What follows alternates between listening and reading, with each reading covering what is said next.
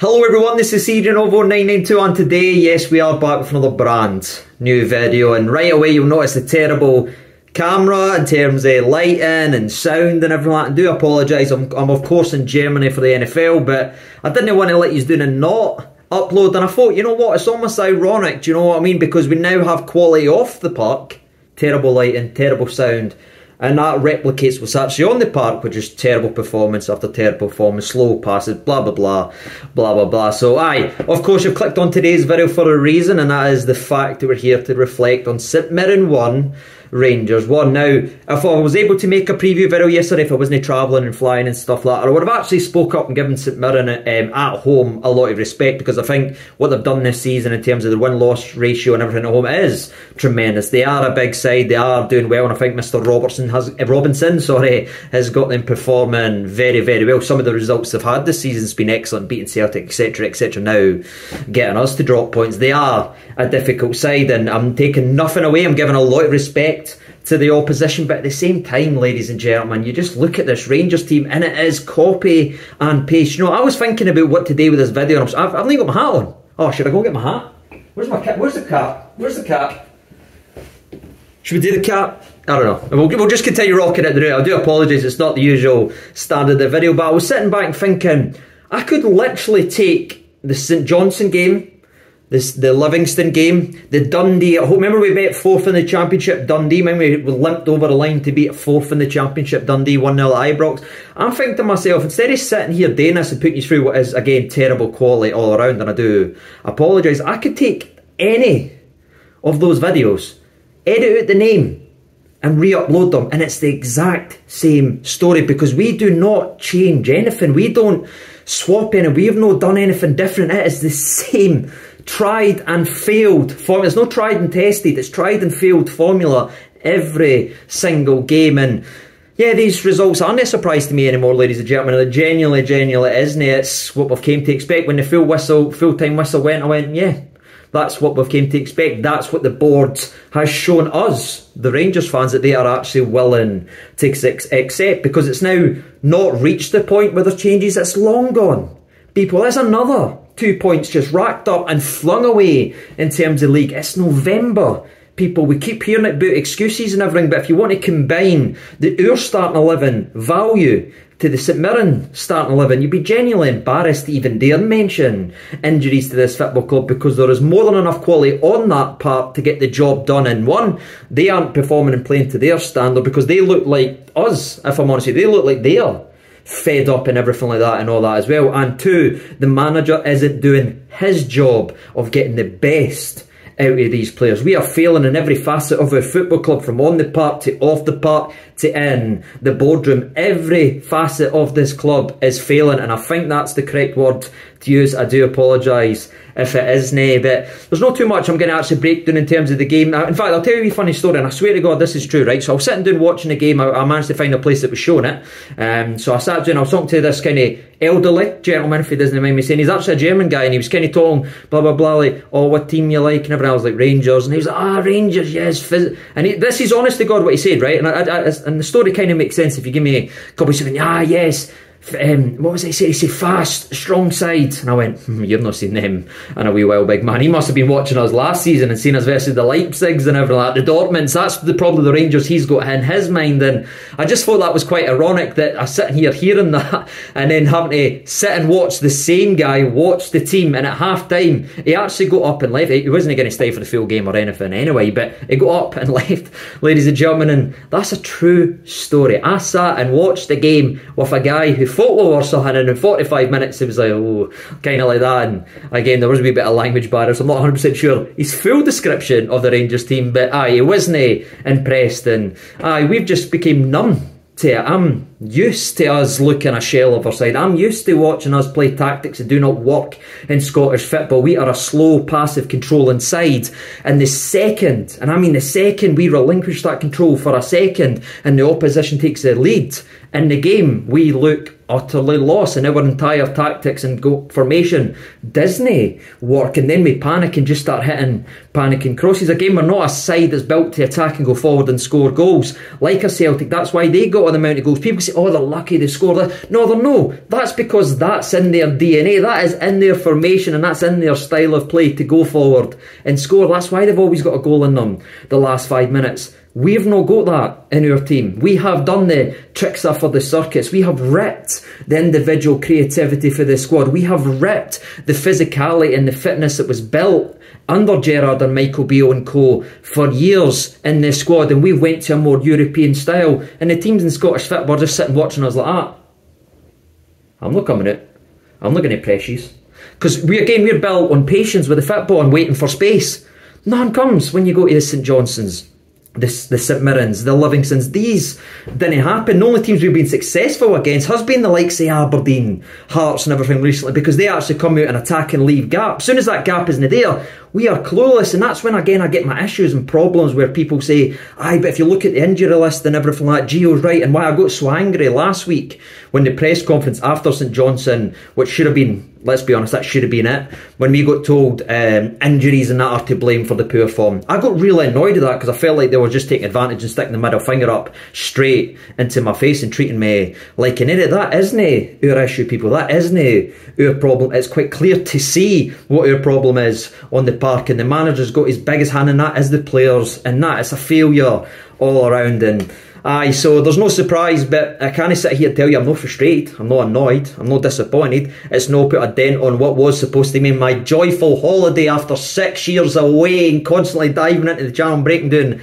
I was supposed to just have one weekend, and aye, Rangers once again showed they are incapable of performing and getting the job done domestically. And again, if you look at last season, you check Giovanni's away record in the entire 2022, it's been nothing short of embarrassing, and that's long before injuries start to happen. The Ross Counties, the Motherwells and everything like that, the Aberdeens, there's been horrific away performance after horrific away performance under Gio. And I'm not going to sit here and say, oh, it should move on or anything like that. That time's gone. People, do I think it will actually happen? No, I didn't. And people can say, oh, he went straight up the tunnel, he knows his job's done. He done it versus St Johnstone, and he got the pat on the back for the board and backed Ross Wilson, who has failed the football club as well. By the way, also got the big statement out 2 days ago applauding all his work in terms of the revenue and everything like that, so that's not getting changed either. So it just spells more frustration. The only positive that we've got from that entire game of football, which did last 99 minutes in all, I think, well, actually there was there wasn't any extra time, so 99 minutes of the game, is that's the last game now for a month. At least we can sit and relax and enjoy some football that isn't soul destroying and painstakingly boring to actually watch, because that's what I find with this Rangers team. Of course, there was a couple of changes as we transition into the game recap, and I do apologise if this sounds terrible and everything. I'm just trying my best with the video and everything like that. But transitioning into the game recap, you saw us how we went about our business. We had Morelos on. I've seen your comments. Some people still didn't like an Antonio Cholak. Do you see what I'm talking about now? Do you know why I'm a fan of Cholak? Because he tries to get involved in things. Morelos, do you know what I mean? It's just, it feels like time's gone with Alfredo Morelos in this one, and I know he was out for a long time, and I would love to see if we could figure out and get a manager that likes to play two up top, that isn't just going to force them in and bypass them by going wide. I think there could be a potential, and again, Morelos has still got incredible qualities to his game, but just putting him in there and comparing what Cholak was getting slotted for the other day versus Hearts, it's the same, because it's no the striker's fault, people, that we are as bad as we are. It's no whoever's leading the line's fault that we're not creating numerous goal scoring opportunities. And again, Cholak has saved our blushes a lot this season because the clinical edge of him, and some things fell to Morelos today, but that's never been what he's been. He requires the 5 or the 6 chances a game. He doesn't get that anymore because the way our team is actually built, and it's so poor. And I think through 76 minutes of this game, it was St Mirren that had the more shots on target. There was like 7 shots for them, 3 on target. We had about 11 shots and only 1 on target up to the 76th minute of this game.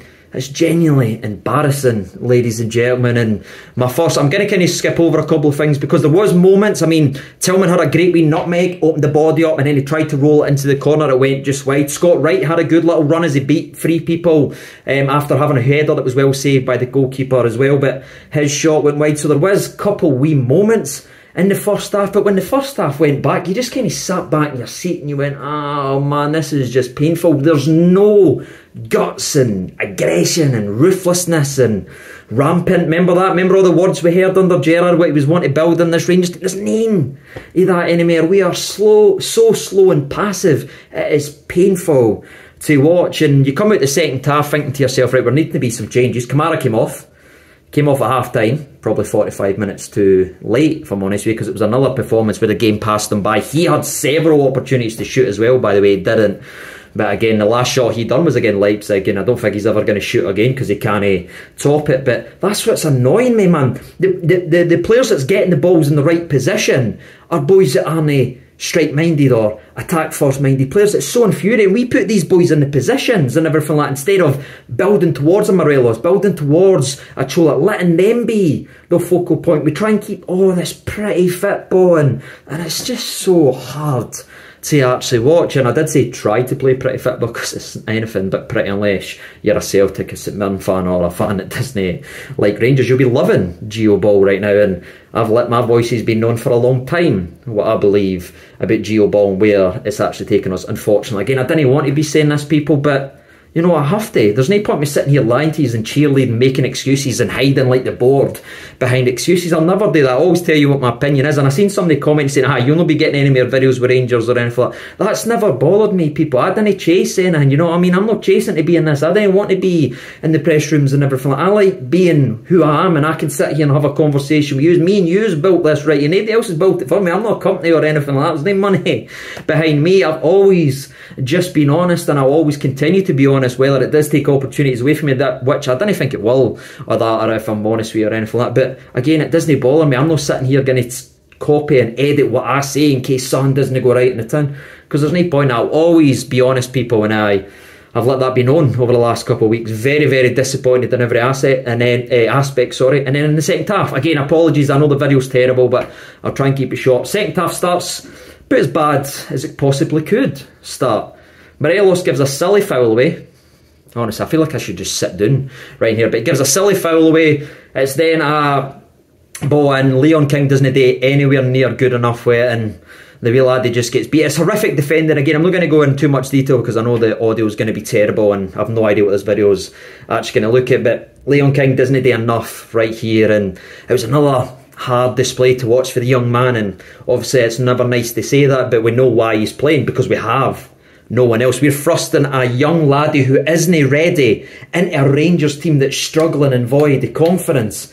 Talk about destroying in a hard situation to actually go in. If he was forced to play a couple of years ago when we did have some confidence and we did have some stability and we had Connor Goldson next to him, I think he would actually be doing a lot better than what he actually is. But because everything is so chaotic, his faults are just being exposed because there's no one experienced and no one good enough around him to help him hide those flaws and play to his advantages. He's getting flung to the wolves and everything like that. And I know some people say, well, you need to stop making excuses for these young laddies if they're good enough and they're old enough and all that. And I get what you're saying there, people, but I do think there is a line in there when you join a team that is performing and fully confident. I think it's drastically different when you join a team that's on the floor like us, wanting a manager change. I'm looking at players out there and I'm saying they're about as ready as us, people, because that's what it looks like to me.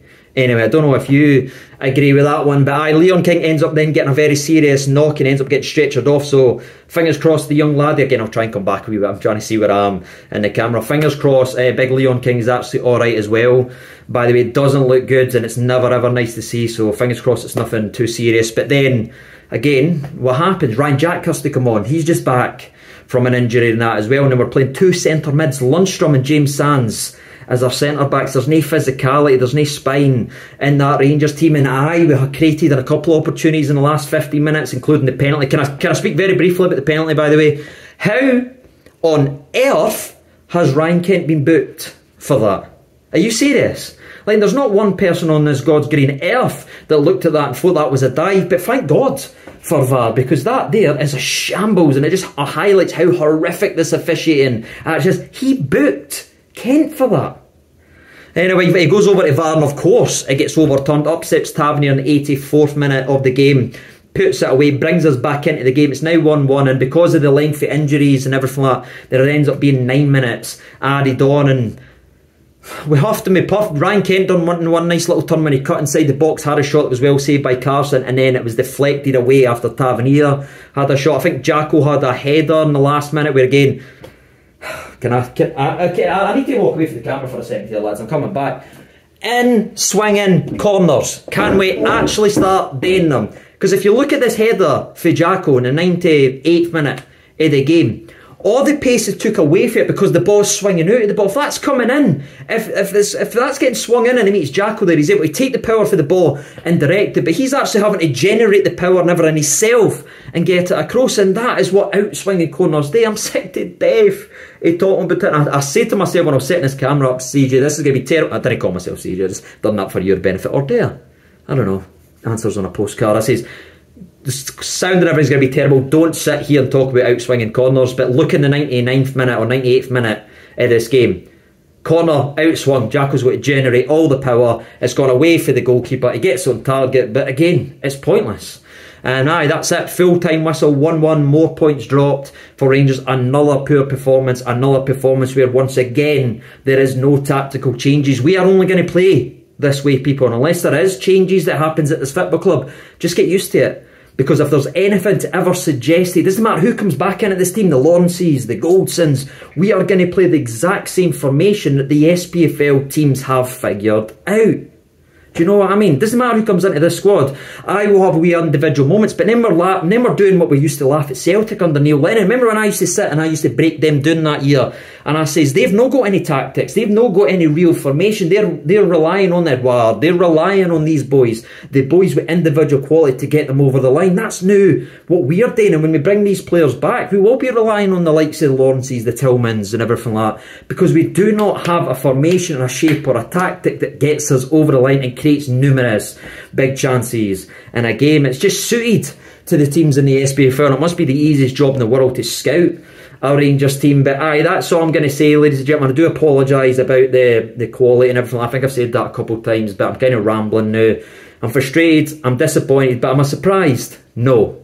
And that's my biggest issue with this. What about you? Let me know your thoughts and opinions down there in the comment section below. And if you are still watching, which I wouldn't blame you if you aren't, by the way, is it now time for change? Do you think there will be change? I think the time's already gone, if I'm honest with you, but do you think there will be change this time? Or will we continue to hide behind the injury issue that is not the problem?